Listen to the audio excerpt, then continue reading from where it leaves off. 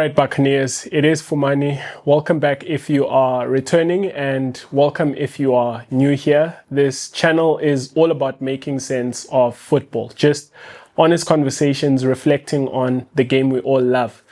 Today I want to talk about Orlando Pirates going away to KZN to play AmaZulu. It is match day 2 of the league campaign, and these matches come quickly when you are enjoying a Kaizer Chiefs defeat. So both teams played over the weekend, and now 3 or so days later, they're back on the pitch for action again. Now, at this point in the season, fatigue is not a massive factor. Yes, the players are still gaining match sharpness, but they haven't accumulated heavy legs yet. So I don't think we're going to see massive rotation from either technical bench for fitness sake. I think both Abdeslam Ouaddou and Arthur Zwane are going to put out their absolute strongest starting 11s, as though tactics and not fitness were the main consideration.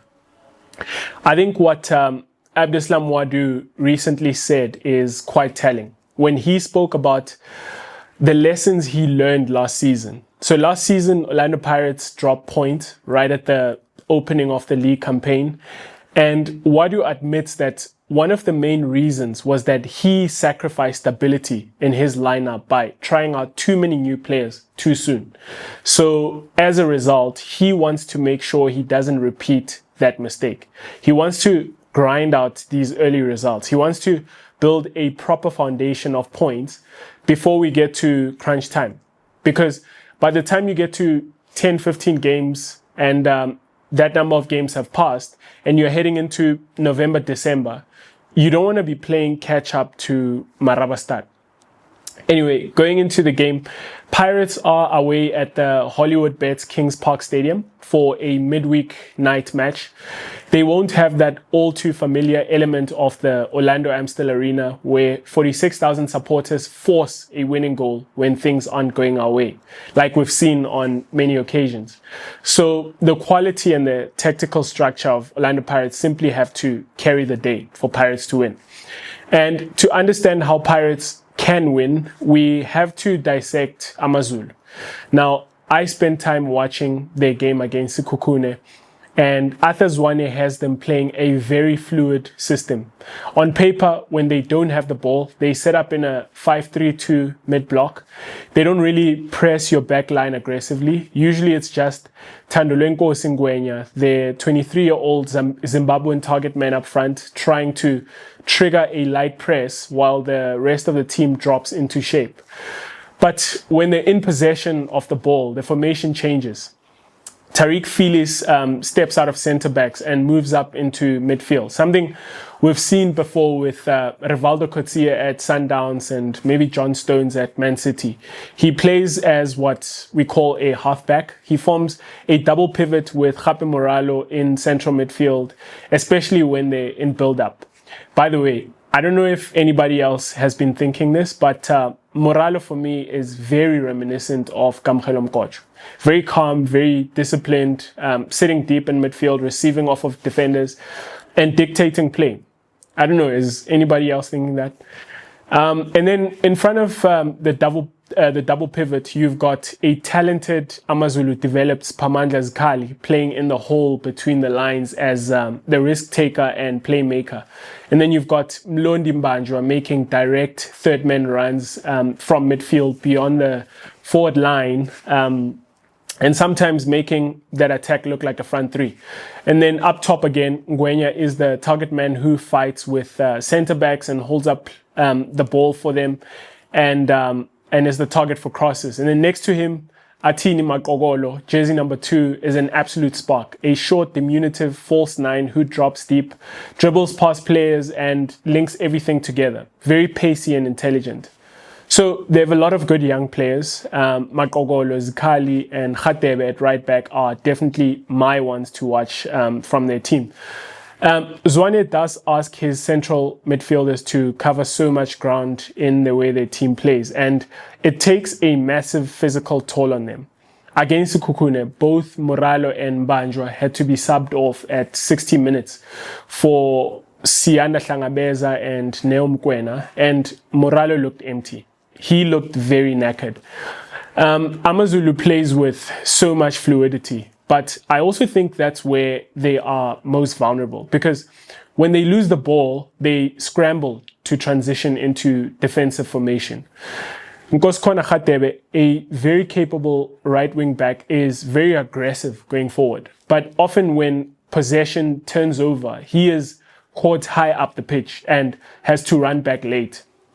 That means Keegan Allen gets dragged out of position from right centre back to cover at right back, something centre backs dread.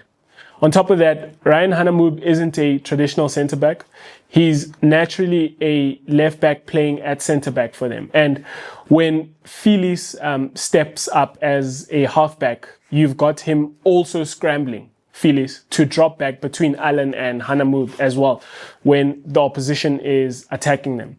So if Orlando Pirates attack them with speed and incisiveness through the centre and down that Pirates left flank, where people have vacated position and spaces, needless to say, AmaZulu will be caught at sixes and sevens, which makes me think, if I were, say, Arthur Zwane, I'm dropping Omega Mdaga for Hannamoob to move to left wing back and bringing in someone like Sandile Mthethwa at left centre back. But we'll see what Arthur Zwane thinks and what he makes of my analysis. Now, shortly reflecting on Pirates' 2-1 win over Durban City, Pirates won the match not so convincingly against 10 men in extra time, with the winning goal coming from a set piece. Now, scoring from set pieces is positive, but if your best opportunities are coming from dead balls, you have to ask questions about your open play attack. Pirates lacked penetration. Moremi was participating in parts of the game that highlight his weaknesses and not doing much of what his biggest strength is, which is attacking open space and getting into the box onto a final action. And then you have Mutuma up front. And again, I'm not going to participate in bashing Mutuma, but even the head coach is saying that as a number 9 at Orlando Pirates, you need to score goals and you need to be talented. And right now, Mutuma is looking like he's not going to do that. He's not going to score goals, to put it kindly. And when Moremi isn't scoring, Appollis is coming inside from the right and Tito's dropping into midfield, you end up with absolutely no goal threat. So how should Orlando Pirates set up against AmaZulu?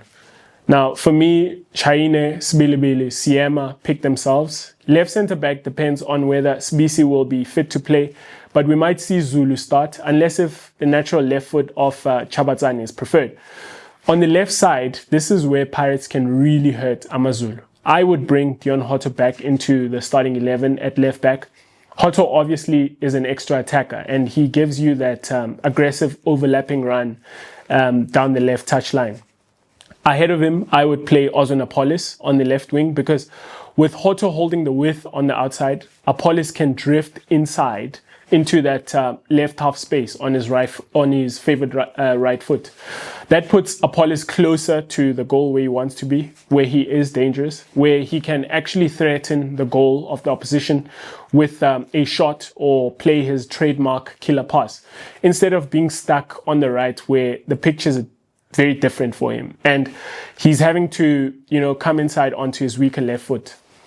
That would target AmaZulu's weakest area, that right side where Khatebe is caught high and Keegan Allen gets pulled out of possession. I think Hotto outside and Appollis in the half space will really trouble AmaZulu on that right side.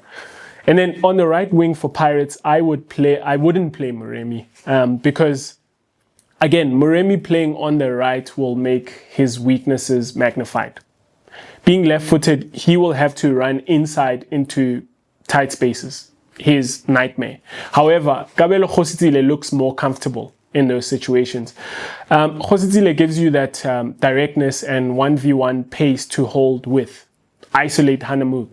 But I'm also comfortable with him cutting inside onto his left foot because he looks comfortable on the ball in traffic.